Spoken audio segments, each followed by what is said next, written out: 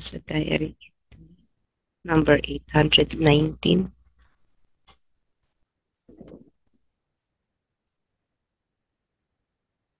O inexhaustible spring of divine mercy, pour yourself out upon us. Your goodness knows no limits. Confirm, O Lord, the power of your mercy over the abyss of my misery, for you have no limit to your mercies. Wonderful and matchless is your mercy, astonishing the human and angelic mind. O hindi natutuyo ang batis ng banal na awa. Ibuhos mo ganap ang iyong sarili para sa aming lahat. Walang hangganan ng iyong kabutihan. Ikumpirma mo, O Panginoon, ang kapangyarihan ng iyong awa sa ibabaw ng kalaliman ng aking pagdurusa. Sapagkat walang hangganan ang iyong awa. Kagila-gilalas at walang katulad ang iyong awa. Pinamamangha ang isip ng tao at mga anghel. Incomprehensible mercy. Sino ang makaaarap nito? Hindi kayang arukin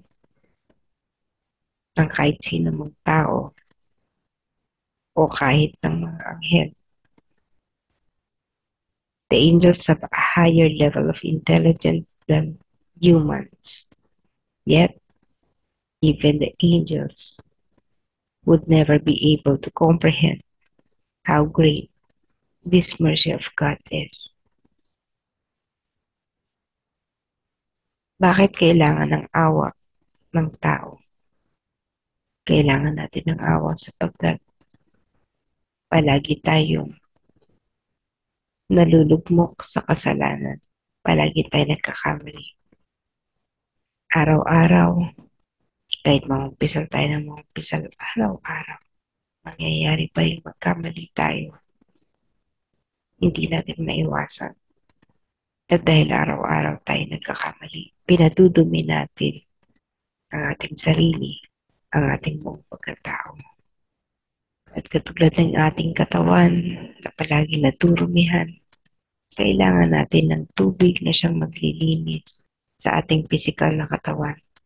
Subalit ang ating kaluluwa na hindi natin nakikita, na alam lang natin na nandyan, hindi natin nakikita ang epekto ng araw-araw nating pagkakamali.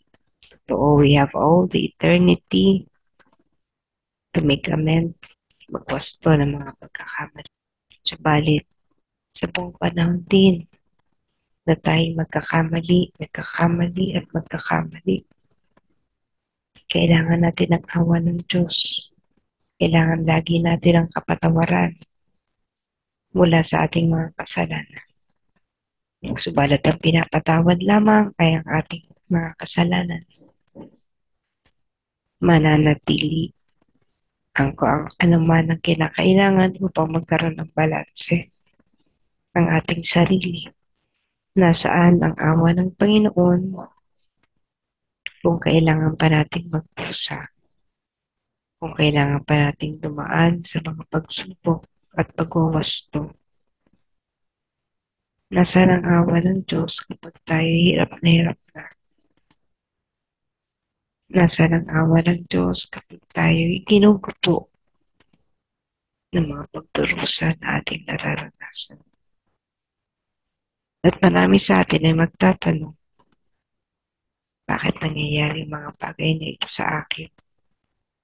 At dahil sa kakitiran ng ating pag-iisip, at dahil napakalimitado ng ating natatanaw, nahihirapan tayo mayugnay ang kasalukuyan nating mga nararamdamang paghihirap sa ating kaluluwa. Talagang hindi maaarok ang awa ng Diyos. Sa mga panahon na tayo naghihirap, nasa ng Diyos, nasa ang awa niya. Ang ating mundo sa ngayon ay bat-bat ng pasakit. Pumuputok na muli Ang mga digmaan lumalaganap na muli. Yung buwan na ito sa pagpasok ng buwan ng Abril, may mga pagsalakay, may mga sa mga bansa na nagdudulot ng kapahamakan, takot, pangamba sa mga taong doon nanirahan. Masdan natin ang mapa ng ating daigdig. Isang bahagi pa lamang ito, isang mukha ng malawak na daigdig na kung saan tayo ay naninirahan. Kahit saan tayo tumingin diyan, may mga kaguluhan. At ang mga kaguluhan, partikular, ay nagaganap sa Middle East, sa northern part, mga lugar na maraming mga naninirahan. Ilan na pa ang mga bata at kababaihan na namatay sa mga digmaang ito. Nasaan ang awa ng Diyos kung patuloy na nagaganap ang mga karahasang ito at pagpatay? Nasaan ang awa niya sa kabila ng ating mga panalangin? Nararamdaman pa rin natin ang mga pagturusang ito. May awa ang Diyos. Lagi natin binabanggit yan, lalo higit kapag dumarating na tayo sa mga panganib at pagdurusa. Totoong may awa ang Diyos. Subalit ang awang ito ay kailangan nating hingin. Hindi siya otomatikong ibabagsak. Bagamat alam ng Diyos ang ating mga naisin, kailangan pa nating hilingin sa ating Panginoon ang kanyang awa. At ang kanyang awa ay bibigay lamang kung tayo ay may pagtitiwala. Pagtitiwala sa kakanihan ng mga nagaganap. Pagtitiwala na lahat ng ito ay may dahilan. Pagtitiwala na kung dumaranas tayo sa mga paghihirap, alam natin na ito ay para rin sa ating kabutihan. Dahil sa patuloy nating pagkakamali, pagdurungis sa ating kaluluwa, umaabot tayo sa napakatinding mga kagipitan at isa na natin itong digmaan. Kahapon, tinignan natin ang mga digmaan ito. Kahapon, sinabi ni Faustina ang kanyang mga pagpapakasakit upang pigilan ang pagbagsak ng kaparusahan sa bansang Russia na magpahanggang ngayon ay patuloy na nagsasabog ng kadiliman sa iba't ibang mga lugar. The world is so big and small. Dahil dito, naaabot ng teknolohiya gaano man kalayo ang mga lugar. Napakadaling magpabagsak ng bomba sa mga bansang ito. Gaano man kalayo, napakadali para lumusob at magwasak. At sa ganitong mga kadahilanan, ngayon natin higit kailangan muli ang awa ng Diyos. Patuloy natin ipanalangin ang kapayapaan sa buong daigdig. Napakalawak, subalit napakaliit. Napakarami nating mga kapatid. Ang sa mga oras na ito ay humihingi ng kapayapaan. Ngayon lalo't higit, kailangan nating maranasan, makamtan, ang di maarok na awa ng ating Panginoon. Ibigay mo po sa amin, Panginoon, ang pagkakataon ito na makapag-gusto kung ano man ang nasa iyong kalooban, mangyayari na po ito. We pray for goodwill to each and everyone. Pray for peace, love, mercy, and compassion. Bagamat umaapaw ito, ipabadama mo sa amin, Panginoon, ang presensya ng iba.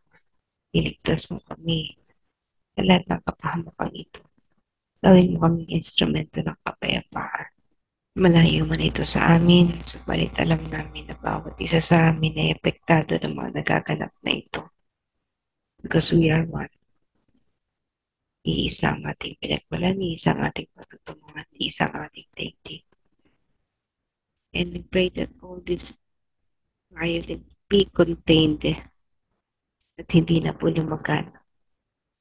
Patuloy natin ipanalangin ang ating kapatid sa buong daigdig na ngayon ay nahihirapan, na ngayon ay dumaranas ng iba't ibang pasakit. Ihatid natin ang ating mga panalangin sa mga lugar na ito. Panginoon, gawin mo kaming instrumento ng kapayapaan. At sa aming mga sarili, gawin pa rin kaming mapayapa. Sapagkat hindi kailanman magkakaroon ng kapayapaan sa daigdig kung ang bawat isa sa amin ay punong-puno ng galit. If we want peace, we must have peace first in ourselves.